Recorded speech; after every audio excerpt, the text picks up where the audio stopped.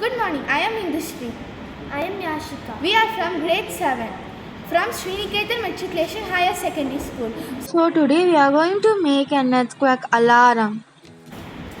So first we want to need battery connector, battery, switch, buzzer, and a cardboard piece attached like this, and a copper wire and a material, and a copper wire should go like this, and a loop should attached here. Then connect battery's negative to the copper wire which is attached to the loop.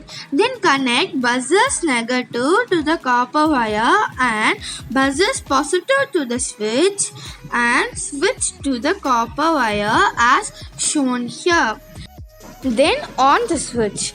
It will detect ground motions as soon as an earthquake begins and giving people crucial seconds to prepare before the natural hazard.